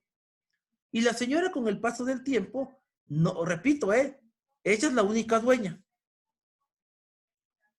Pero ella, como dueña única, le vende a 5 personas, arriba a 5 familias y abajo a 5. Y les dice, yo les vendo y ustedes regularicen cuánto quieren. Ya saben que cuando venden, así es la idea. Vender es, usted compre, usted dígame cuándo, mañana, pasado mañana, a las 5:10 de la mañana, a las 12 de la noche, cuando usted diga y disponga, yo aquí vivo, ¿cómo me voy a echar a correr? Me dice, ¿con qué notario vamos? Y vamos, Compañeros, cuando venden, mucha gente dice eso. Cuando ya vendió, hay mucha gente que se niega a ir al notario para firmar la escritura. Entonces, compañeros, si se niega, compañeros, pues ni modo. Nosotros tenemos que llevarlo a su capión o también les digo, se puede llevar también un otorgamiento y firma de escritura. Adelante voy a explicar un poquito las diferencias o les voy a explicar qué es el otorgamiento y firma y cuándo nos puede convenir mejor ese juicio. A ver, ahora, regresando al punto, resulta que la señora, pues ya no sabemos dónde vive, se fue de aquí del DF, se fue de la Ciudad de México, se fue creo que a Cuernavaca, a Veracruz, no sabemos dónde, ya no la localizamos, pero no regularizamos. Porque también a veces dejamos pasar 5, 10, 15, 20 años. Estos juicios, compañeros, estos juicios a veces nos llegan a las manos 20 o 30 años después de la compra, No llegan luego. Yo, de hecho, la semana pasada me llegó uno de más de 30 años. Ajá. Entonces, a ver, compañeros, ¿qué va a suceder ahí? ¿Qué vamos a hacer ahí? Resulta, compañeros, que de esas 10 personas, la intención de usted como abogado es que todos vayamos en el mismo juicio, que hagamos una litispendencia y que salga una sola sentencia para todos. A lo mejor eso sería como lo ideal. Sin embargo, estimados abogados, ustedes imagínense que hacen la reunión con los interesados y nunca falta él o los 2 o 3 que dicen, no, abogado, usted es un ratero. No, ¿cómo cree? No, pues es que mira, que aquí en la alcaldía hay programas. Pues sí, entonces, ¿por qué me contrata? ¿Por qué me llaman si tienen 20 años que no pueden regularizar? ¿Verdad? En la vida real, compañeros, yo les pregunto a ustedes, ¿qué harían ustedes? Fíjense lo que voy a decir. ¿Qué harían si 2 de 10 no quieren, como compraron en copropiedad, no quieren ir al juicio? A eso se refiere la pregunta cuando dice, ¿procede la usucapión en la copropiedad? Quiere decir, compañeros, que si nosotros 8 vamos a optar por la usucapión, fíjense lo que dice la ley, que beneficiamos a todos. O sea, el beneficio tiene que salir para todos. Ajá. Por eso es aquí donde les digo, hay ocasiones donde lo que nos va a convenir es un otorgamiento y firma de escritura. ¿Por qué, compañeros? La usucapión obliga a meter todos. La usucapión, mientras sea copropiedad, tenemos que entrar todos. Y si alguien no quiere, se le beneficia gratuitamente, se acabó. Por eso a veces hay que ir al otorgamiento y firma de escritura. En un otorgamiento y firma de escritura, supongamos que de esos 10 nomás quieren 6. No pasa nada. Se saca un otorgamiento y firma de escritura solo en favor de esos 6. Esa es una diferencia entre estos dos tipos de acciones o juicios. Luego, entonces tengan en cuenta eso, porque seguramente algún día les va a caer un asunto de esos o les puede caer uno de esos que son complicados. ¿Qué más sigue? Siguiente pregunta. ¿Se puede prescribir un bien del gobierno? Compañeros, en ninguna legislación de la República Mexicana sensata se pueden prescribir bienes del gobierno. No se pueden. Los bienes que son del gobierno no les aplica la prescripción. No son los únicos bienes. Ajá. Voy aquí a aclarar que, por ejemplo, se puede dar este caso. El señor Ignacio Hernández viene al despacho a decir, oiga, pues yo quiero regularizar un inmueble. Ok, ¿usted lo compró? No, fíjese que no lo compré. Lo que sucede es que ese inmueble era de un vecino que yo lo conocí y como abrieron la Guardia Nacional, ya tiene 6 meses allá en la Guardia Nacional. Y cuentan, ¿verdad? Quién sabe si es cierto, pero cuentan que encontró una chica en la Guardia Nacional que se casó con él y que la chica tenía muchas propiedades y que incluso dicen que él dijo que ya hay que se lo agarre el que quiera. Ajá. Compañeros, tampoco se pueden prescribir y tampoco corre el tiempo cuando una persona tiene cargo público. Ajá. Imagínense que alguien lo nombran Ministerio Público Federal en Tamaulipas o en Sonora. El simple papel llamado nombramiento del cargo público es tu justificación para decir, oiga, yo me fui al servicio público 5 años, vengo y alguien ya está viviendo ahí. Ah, compañeros, no se prescriben tampoco la de servidores públicos. Ajá. ¿Y qué pasa si yo prescribí un terreno de un menor de edad? Compañeros, No. los menores de edad tienen derecho a reclamar la nulidad de todo esto. ¿Cuándo? Cuando cumplan mayoría de edad. Así de fácil. Si alguien prescribe el terreno de un muchachito de 8 años, quiere decir que ese niño durante 10 años, mientras llega a la mayoría de edad, va a poder reclamar lo que le corresponde. Por ahí hay un Dile que hable micrófono con prendido. él. Si lo pueden apagar, por favor, el micrófono por ahí está prendido. Gracias, amigos. Entonces, compañeros, bueno, Si de nosotros no, güey, de ti no recibe nada. por ahí hay un micrófono prendido, por favorcito, les encargo si le apagan. Gracias, compañeros. Bueno, entonces les decía, compañeros, que a grandes rasgos, estas son las preguntas fundamentales. No son las únicas, pero son preguntas que casi siempre la gente hace. Ahora, seguramente quien nos acompaña del Estado de México, para usted tendríamos que hablar también de algo que se llama el traslado de dominio.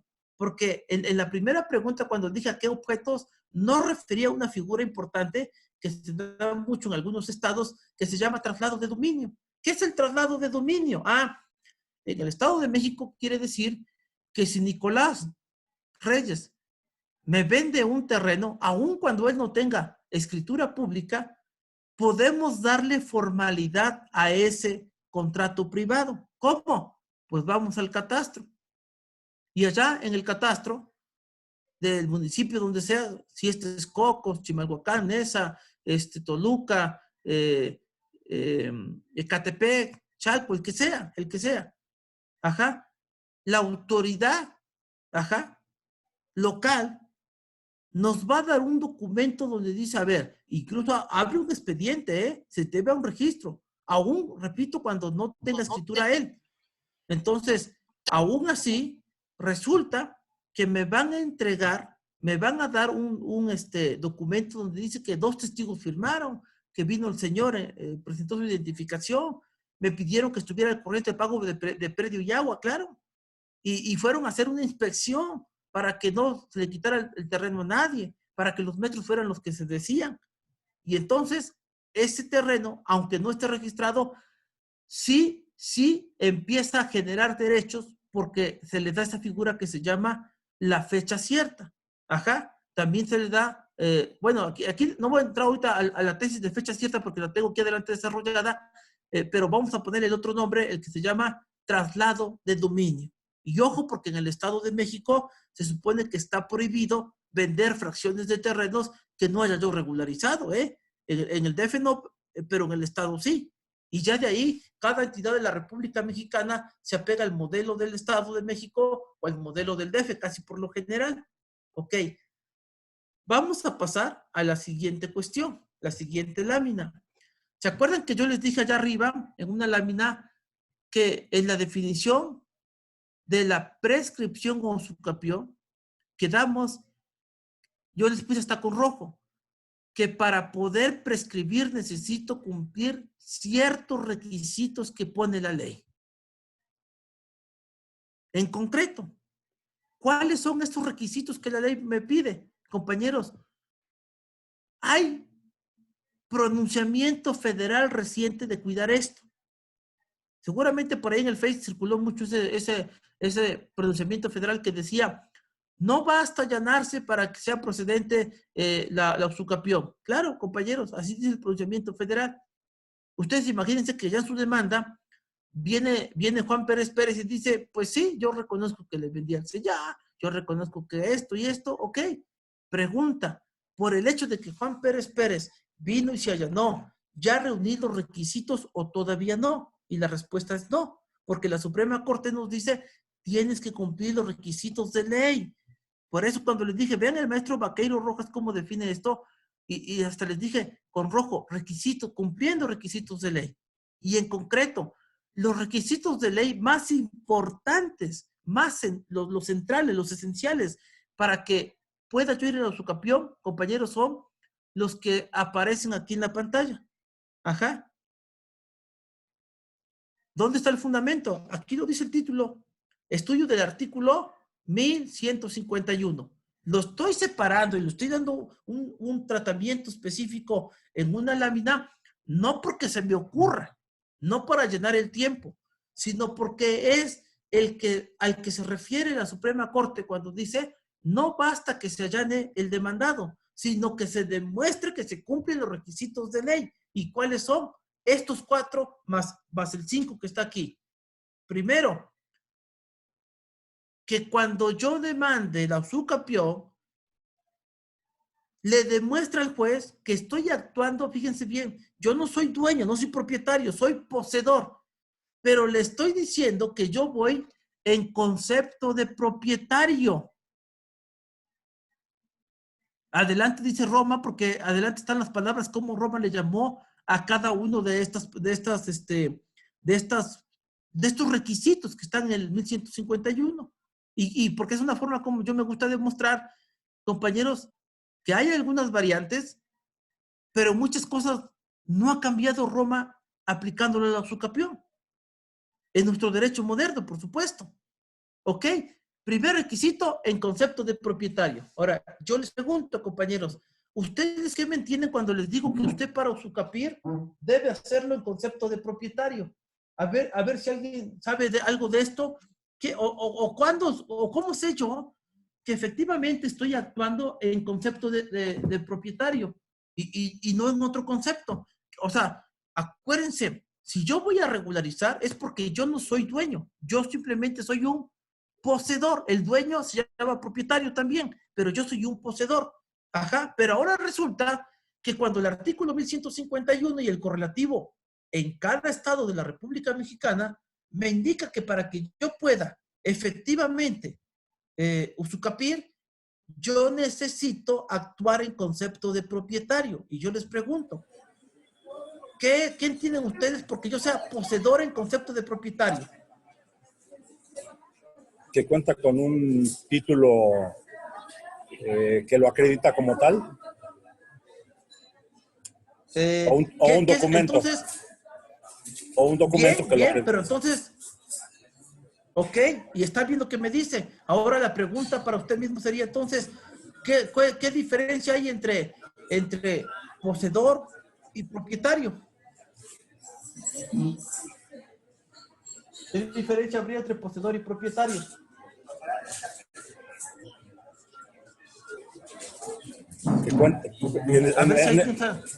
En este caso que posee, que tiene posesión tanto del bien como el documento bajo el cual se ampara que usted está en calidad de poseedor de ese bien. Ok, pero ahora la cosa, compañeros, es que la ley me dice que para que yo pueda prescribir, tengo que ser poseedor en calidad de propietario. Parece que hay una mezcolanza entre poseedor y propietario. O sea, dice, sí, usted puede prescribir, pero la ley me dice, no basta que usted sea poseedor, sino que usted sea poseedor en concepto o calidad de propietario. Yo ahora, la pregunta siguiente entonces sería, ¿cuándo me doy cuenta que estoy como concepto, que estoy bajo la modalidad de poseedor en calidad de propietario? ¿Cuándo?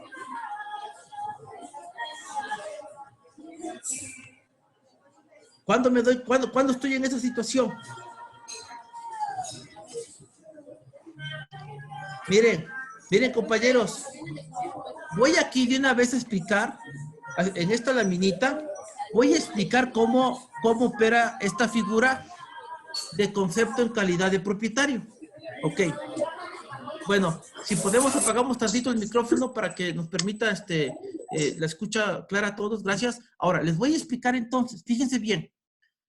En nuestro Código Civil, me voy con el Código de la Ciudad de México, y si alguien los puede seguir y si todo es mejor, les voy indicando algunos artículos que les vamos a ir dando lectura a propósito, porque queremos saber cómo se maneja esta terminología y queremos llevar o salir de este curso con la terminología afinada, precisa. Miren, compañeros, cuando estudiamos Derecho, muchas veces los maestros en la licenciatura nos dijeron que uno es el poseedor y otro es el propietario. Y, por ejemplo, en materia penal hasta nos decían, ¿no?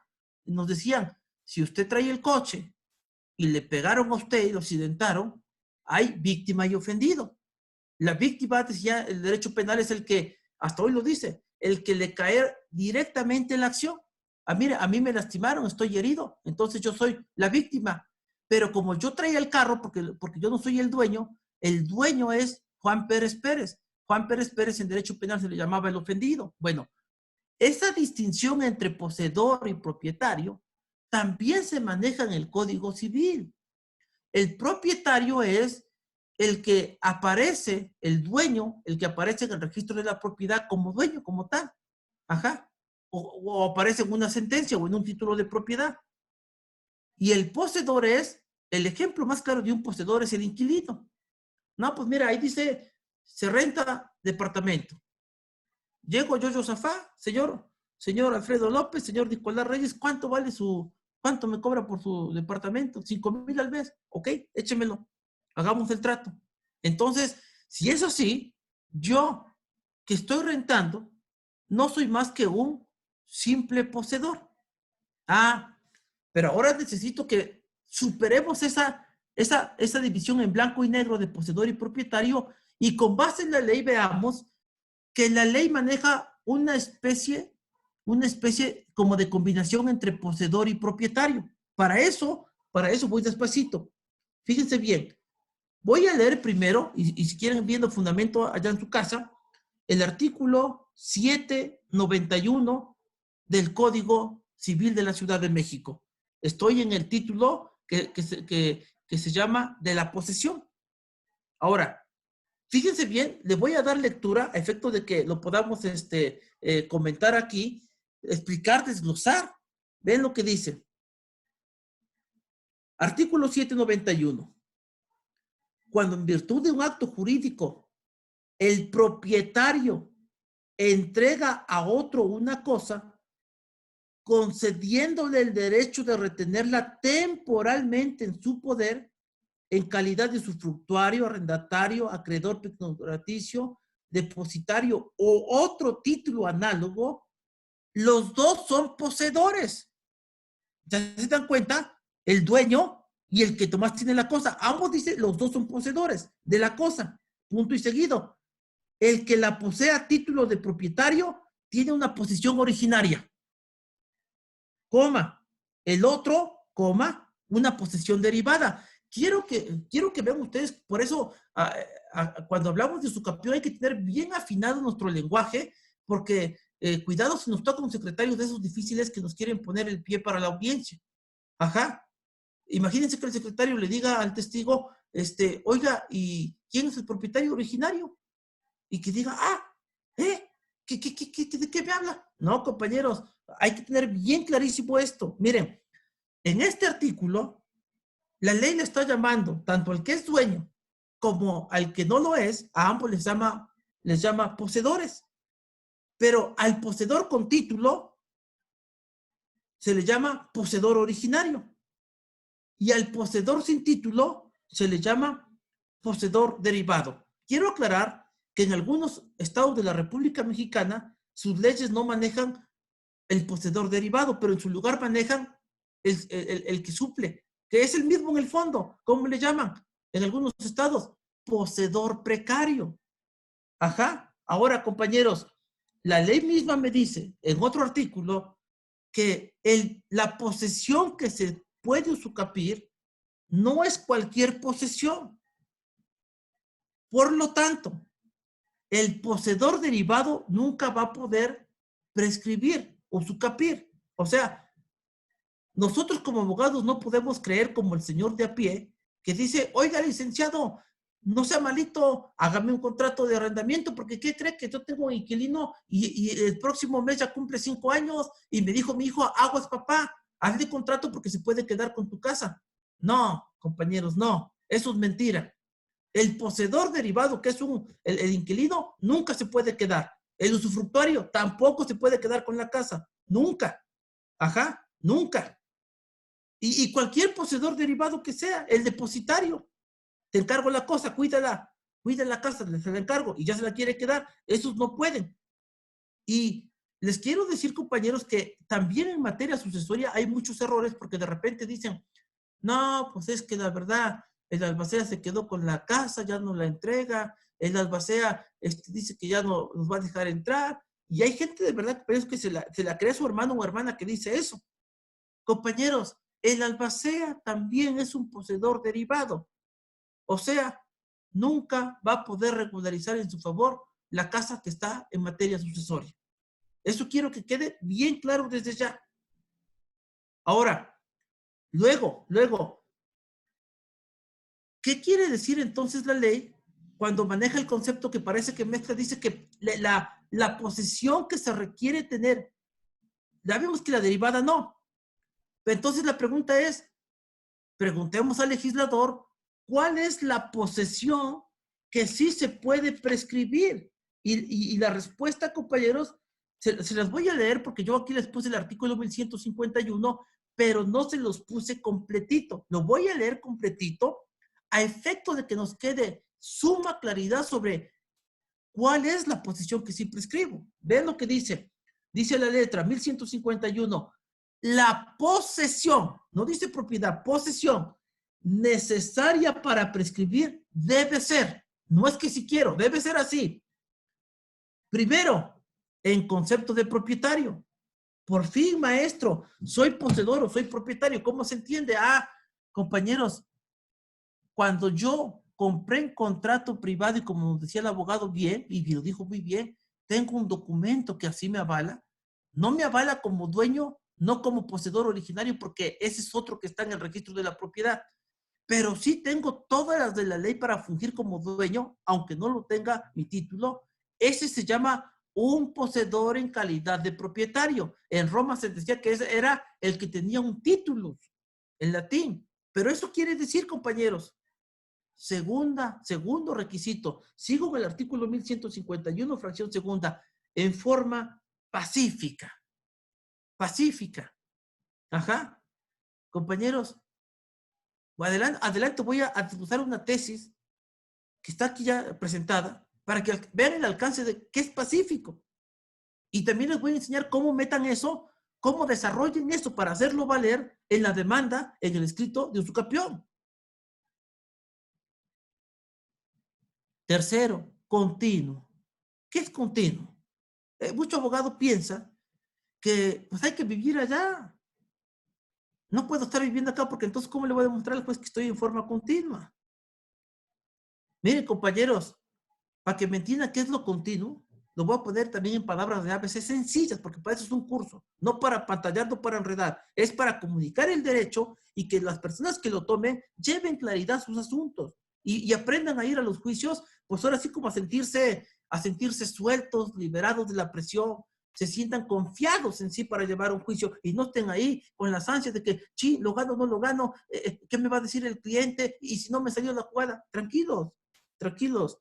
La continua quiere decir, compañeros, lo voy a poner en un ejemplo. Yo compré un terreno y de repente, pues yo no sabía que otro también lo había comprado. Y el que lo había comprado también mete una demanda. Ajá, mete una demanda. Y entonces con esa demanda, compañeros, continuo quiere decir que nadie me ha interpuesto una demanda. Para que deje de ser continuo, alguien me demandó. Si alguien me demanda, compañeros, entonces, compañeros, deja de ser continuo. Ok. Pública ante el público, ante el pueblo, ante las autoridades, yo no ando escondido. Tan es público esto que yo, los vecinos me conocen, voy a las reuniones de la familia, de vecindad también. Pago ciertos derechos o impuestos locales que dejan ver que pues yo me ostento como dueño de forma pública. Esos son los 4 requisitos del artículo 1151, pero inmediatamente llega el 1152 y me dice, y quinto requisito, el tiempo. Quinto requisito a cumplir el tiempo. ¿Cuál es el tiempo a cumplir? Bueno, aquí lo dice, ¿cuál? El tiempo son 5 y 10 años para la buena fe y la mala fe según sea, ¿no? En Roma, cuando nació esto, era tan sencillo que bastaba 1 año para la buena fe y 2 años para la mala fe. Yo espero que con el desglose de este cuadrito, más lo que voy adelante a añadir del pronunciamiento federal desglosado y como les enseñe cómo se lleva esto al escrito de demanda de usucapión, pueda yo coronar con ustedes de manera completa cómo aprovechar este conocimiento, este uso de todo esto. Ok.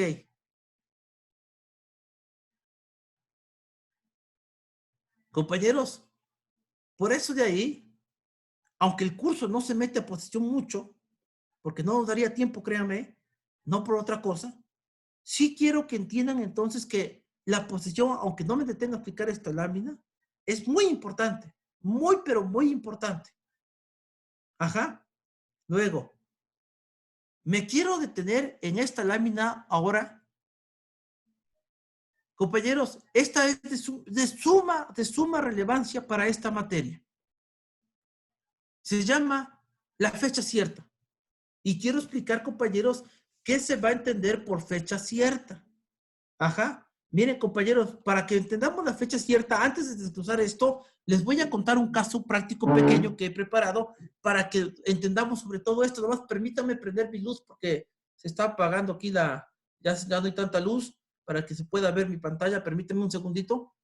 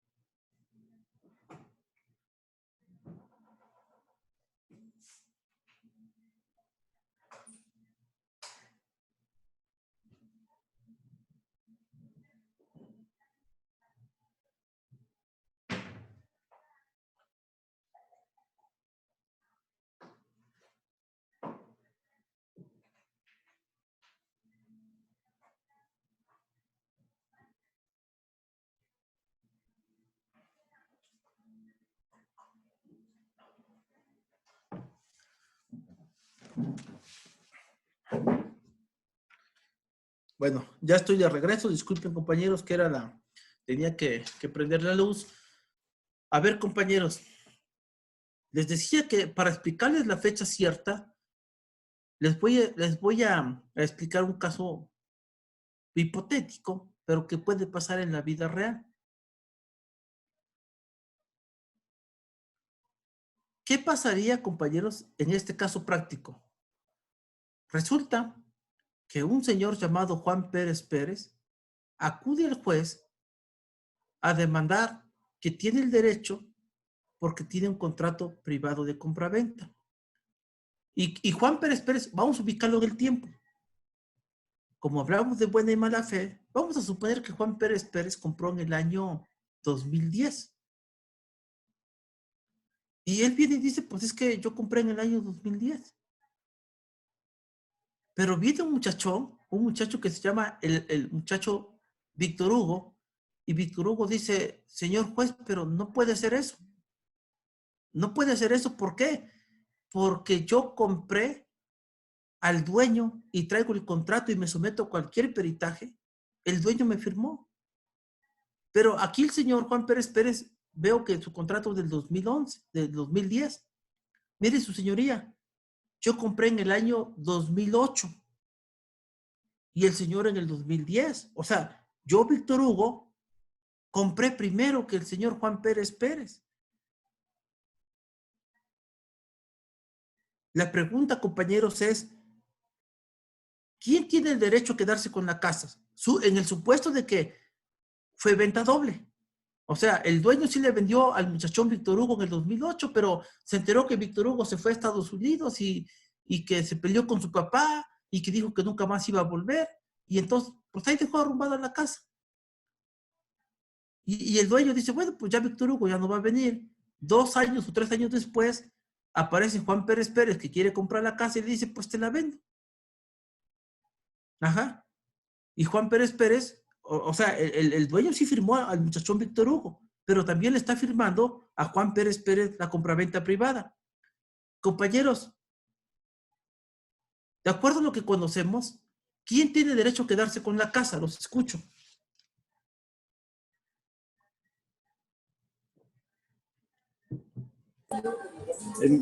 Según mi opinión, el primer comprador, aplicando por ahí el principio general de derecho de primero en tiempo y primero en derecho. Bien, Nicolás. Gracias, Nicolás. ¿Alguien más quiere dar su punto de vista? ¿Quién tendría derecho primero y por qué?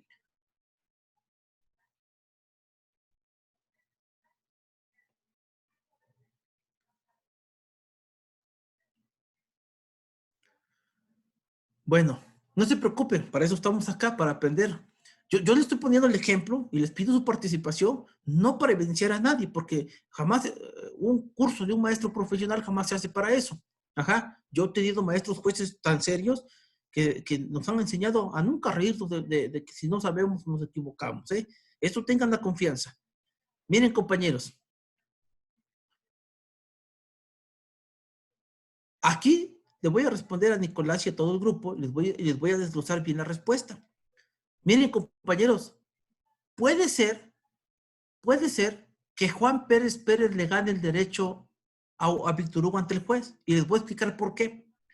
Supongamos que Víctor Hugo, pues sí le vendieron, sí firmaron y se fue enojado. Y Juan Pérez Pérez, cuando también compró un contrato privado, le dijo al dueño, oiga, señor dueño, pero pues está bien, mire, está bien que me va a vender, pero ¿qué cree? Ya que me va a vender, le dijo, usted dígame, si vamos al notario, pero no para hacer una escritura, porque Juan Pérez Pérez no tiene dinero para la escritura es el 10% del valor de la casa. Y supongamos que la casa vale 2 millones y Juan Pérez Pérez dice, pues a duras penas tuve para pagarte, hasta me quedé endeudado, ahorita no tengo para escriturar. No tengo 200,000, ¿de dónde? Ah, pero sí tengo 5,000 pesos con los que voy al notario. ¿A qué voy con el notario? A que certifique mi contrato privado. Se le conoce a eso como darle fecha cierta. Ajá. A ver, voy a explicar en concreto qué es eso. Que Juan Pérez Pérez compra y dice, por si alguien compró o me quieren ver la cara, aun cuando no tengo dinero para ir a un notario a pagar una escritura, mi abogado, Josafat Velázquez, me dice, para que usted no se meta en broncas, vaya ante un notario y dígale que quiere fecha cierta. O sea, ¿qué es fecha cierta en un notario?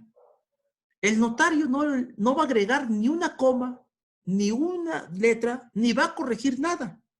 El notario le entregamos el contrato privado que hicimos, ajá, Juan Pérez Pérez, mi cliente, con el dueño que le vendió, y lo que hace el notario se limita, se ciñe a transcribir literalmente el escrito que le presentamos. Lo firma Juan Pérez Pérez como comprador y su vendedor y 2 testigos. ¿Qué hizo el notario? ¿Qué le agregó? Nada. ¿Lo corrigió? No. ¿Le dio escritura? No. Entonces, ¿para qué fui al notario? Ah, porque cuando haya 2 contratos privados de compra-venta, fíjense bien, compañeros, el contrato que tenga respaldo de notario, sin ser escritura, basta tener respaldo de notario, mata al otro contrato, aunque el otro contrato se haya dado primero. O sea, para que me entiendan, es más importante tener la ratificación de firma ante notario de ese contrato privado, es más importante que haberlo comprado primero en el tiempo. Entonces, compañeros, la fecha cierta se traduce en palabras sencillas y llanas como que cuando una persona compra un inmueble, tenga cierta certeza de que aparte del contrato privado, tenga la certeza de que ese contrato privado de compraventa es el que vale y que si aparece otro, mi contrato privado le gana, mata al otro contrato. Ahora, para que haya fecha cierta, compañeros, hay 3 modalidades de fecha cierta que las tienen aquí en la pantalla. Ajá. Compañeros, esas modalidades nacieron en el 2007, por eso dice ahí la pantalla. Hay un parteaguas en el 2007 de considerar como necesario. A ver, compañeros, 3 modos para tener fecha cierta. Ajá. Primero, compañeros, inscribirlo en un registro de propiedad. No estoy diciendo, compañeros, para que me entiendan, no estoy diciendo aquí que haya una escritura, porque eso ya ganaría. Cuando digo inscribir en un registro de propiedad, lo que me estoy refiriendo es, por ejemplo, el Estado de México con su famoso traslado de dominio. Vamos al catastro, que es uno de los registros, donde se dice que pues a Juan Pérez Pérez le vendieron esa casa. Vino el que le vendió, estampó su huella incluso, se identificaron, trajeron 2 testigos. Se le abrió un expediente en el catastro. Y ahí dice quién lo compró y en qué fecha, aun cuando sea contrato privado. Esa es la primera modalidad, de tal manera que si mañana yo compré con traslado de dominio, pero viene otra persona que dice, no, yo lo compré, incluso lo compré primero, pero él no tiene traslado de dominio, el que tiene traslado de dominio mata la jugada de los demás, para que me entiendan. Segunda modalidad, la que ya comenté, dice presentarlo ante el fedatario público, ante el notario normalmente. Ajá. Tercera modalidad, la muerte de alguno de los firmantes. Ahí dice formantes, pero es firmantes. ¿Eso qué quiere decir, compañeros? Esta es una de las jugadas más complicadísimas para demostrar y ganar una fecha cierta. Miren, compañeros, en un juicio que llevamos mi esposa y yo, que también es maestra de Derecho, no están ustedes de veras para saberlo de yo para contarlo, pero de verdad, compañeros, un caso totalmente atípico, pero atípico de verdad, Y gracias a esta tercera modalidad de la fecha cierta ganamos ese juicio, pero hasta el amparo. ¿Por qué, compañeros?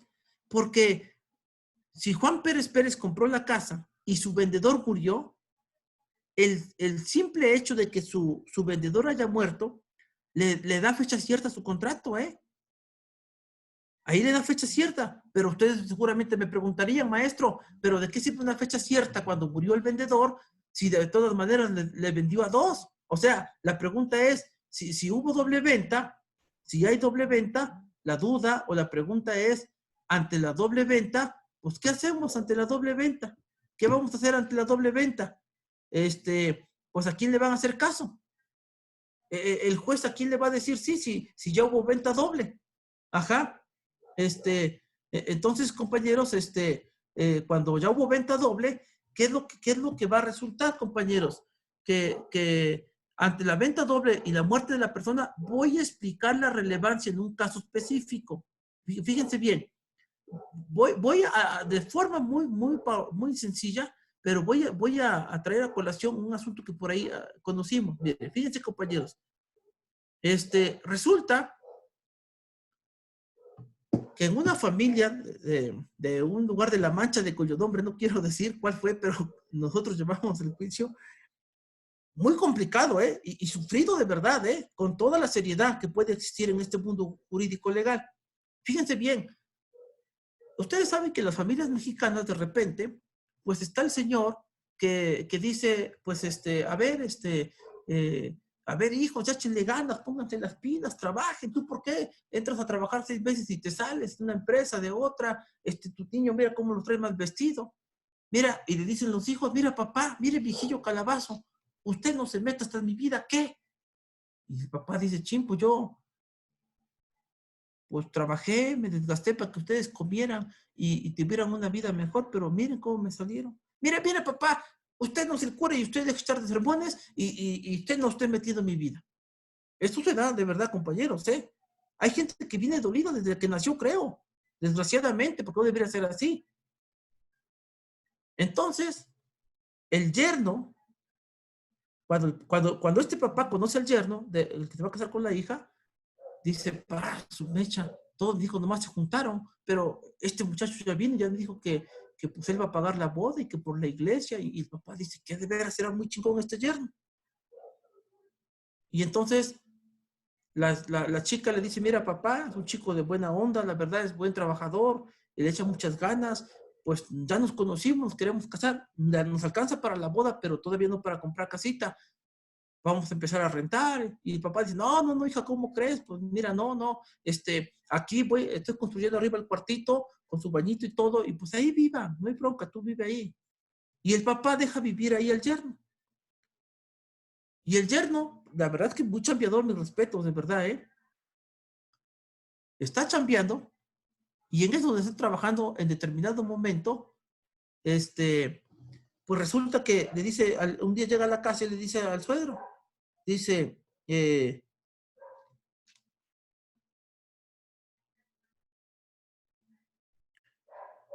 permítame, además, mando un mensajito acá que de un asunto jurídico, permítame.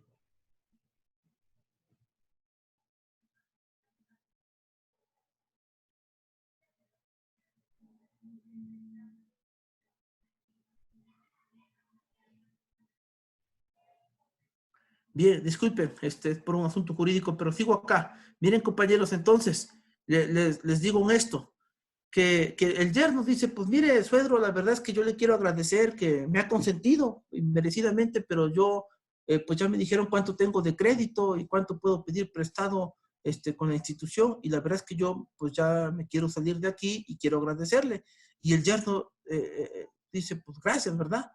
Y el suegro dice, no, pero ¿cómo crees? Tú eres como mi hijo, mira, cuando no hay de comer, ahora sí quien pone el pollo rostizado, las tortillas, hasta los domingos, la verdad es que no, yo estoy apenado contigo, y la verdad yo me siento en deuda contigo, ¿cómo crees que te vas a ir? No, por favor. Y entonces el suegro le dice, bueno, a ver, ¿y dónde te vas? ¿Qué casa vas a comprar y cuánto te cuesta? Y entonces el yerno dice, no, pues la verdad, me cuestan, yo quiero una casa de 2 millones de pesos. Ajá. Pero pues no los ha completo. Pero tengo un ahorro de medio millón, lo voy a dar, y más voy a vender mi coche y otras cositas que tengo por ahí, y junto como 800, y me van a dar un crédito por 1 millón de pesos, supongamos. Y dice, ya junté 1 millón de pesos, pero el otro millón me lo van a prestar. Y el papá le dice a la hija, a ver, hija, llévame dónde va a ser la casa, dónde van a comprar. Y el papá la ve y dice, no, pues no me convence mucho el lugar, hay un poco a lo mejor es una región entonces que hay un poco de delincuencia y todo eso.